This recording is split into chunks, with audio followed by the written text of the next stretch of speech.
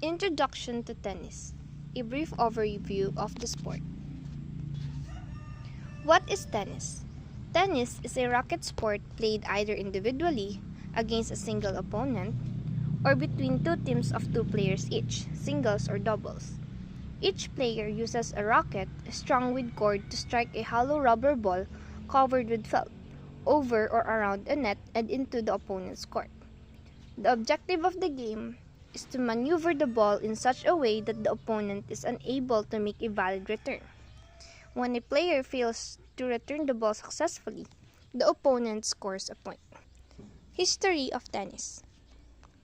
There is no one origin of the game of tennis, but it first came to popularity in France in the 11th and 12th centuries when monks in French monasteries played a game called jeu de paume, or game of palm. The game involved hitting a ball with the palm of one's bare hand across a net to an opponent on the other side of a hard indoor court. In the 6th century, a racket was introduced to hit the ball instead of using the hand, and the game also began to take on its unique scoring system. The game of tennis gets its name from the French word tennis, the verb meaning to hold. French monks who popularized tennis in the Middle Ages played by holding the ball in the palm of their hands. They would yell the word tennis to their opponent to signal to them, here comes the ball. So, ang origin po ng tennis, ng larong tennis is, nag-start siya by using hands, hindi rackets. It was first played by monks na ginagamit na hinahawakan nila yung rubber ball sa hand nila and then ito-throw nila and then yung opponent is gagamitin niya yung hand niya para mapabalik yung bola. So, yun po, dun nag-start yung origin ng tennis until nung 16th century po na introduce yung racket. The sport remained popular throughout the 16th and 17th centuries in Europe, but it was mainly a game for the wealthy and glamorous and the favored pastime of those living in the French court. The form of tennis that was popular during the European Middle Ages was called court tennis. In the late 1700s and early 1800s, tennis began to decline in popularity across Europe. Tennis would once again become popular when the modern game was adopted from the medieval game in the 1870s. In the late 1800s, there was a growing demand for the games that the expanding middle class could play, along with an increased interest in outdoor leisure activities. Welsh Major Walter Clopton Wingfield designed the modern game, calling it Spyrostike, derived from the Greek word spyros, meaning ball. This adaptation eventually evolved into modern lawn tennis. Facilities and equipment. Lawn tennis requires a court with a net, essential equipment like racket and tennis ball, and appropriate gear such as tennis shoes and clothing for player comfort and mobility, with accessories like grips, wristbands, and water bottles supporting performance, all designed for the specific demands of the game and surface. Facilities. Tennis court, a rectangular playing area measuring 78 feet by 36 feet for doubles, marked with baselines, sidelines, and service boxes. Court surfaces.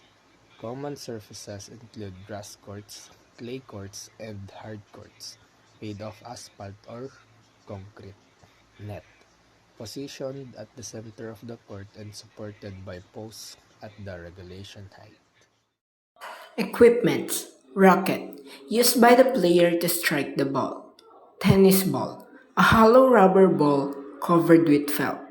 Proper attire includes tennis shoes, a shirt, and short or a skirt to allow comfort and mobility. Accessories: items such as grips, wristbands, towels, and water bottles that supports performance. Basic skills: basic tennis skills involve correct technique, footwork, balance, and coordination to execute effective shots. Serve: the stroke that starts the point by hitting the ball diagonally into the correct service box. Forehand, a fundamental power stroke played on the dominant side of the body. Backhand, a stroke played on the non-dominant side, executed either one-handed or two-handed. Volley, a short stroke played near the net before the ball bounces. Overhand smash, a powerful attacking shot similar to a serve and is used when the ball is high and in the air. Lob, a defensive shot that sends the ball high and deep over the opponent. Rules and laws of the game. Ball inbounds. A ball landing on any part of the lines is considered in. A ball landing outside the court boundaries is out. Number of bounces. The ball must be returned before it bounces twice on the same side of the court. Net contact. A player loses the point if they touches the net or cross into the opponent's court during play. Fair play. Catching, carrying, or striking the ball more than once in a single stroke is not allowed. Change of ends. Player change sides after first, third, and every subsequent odd-numbered game of each set. Scoring system. Points are scored as love, 15, 30, 40 game. A player or team wins a set by winning 6 games with at least 2 games advantage. Matches are usually played as best of 3 or best of 5 sets. Basic hand signs of lawn tennis.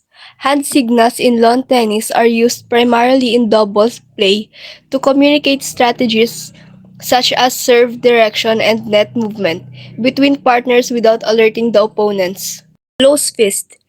Play stays back, no poaching at the net. Open hand. Net player will move forward or poach. One finger.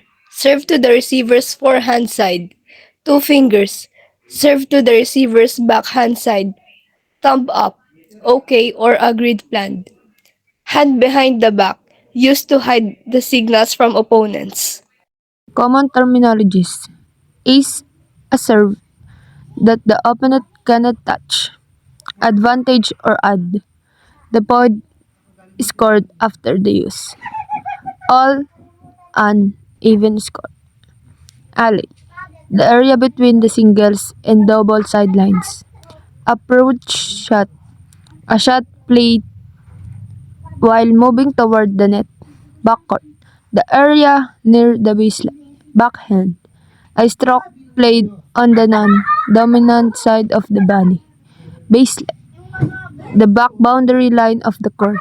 They use a score of 40/40. Double fault, the failure of both service attempts. Doubles, a match played with two players on each team. Drop shot, a softly hit shot that lands close to the net. Fault, an illegal serve. Foot fault, stepping on or over the baseline while serving.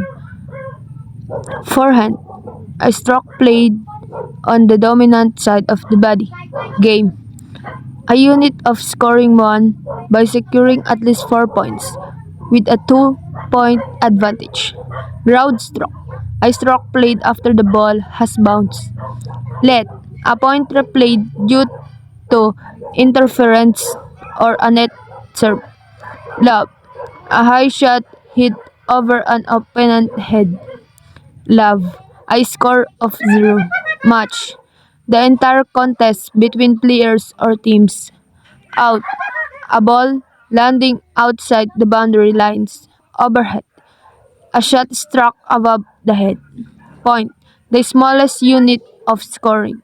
Rally, a continuous exchanges of shots between players. Receiver, the player who receives the serve. Serve, the act of putting the ball into play. Set, a scoring unit consisting of games. Slice, a shot hit with backspin. Smash, a powerful overshot. Spin, the rotation applied to the ball. Tiebreak, a special game used to decide a set when the score reaches 6/6.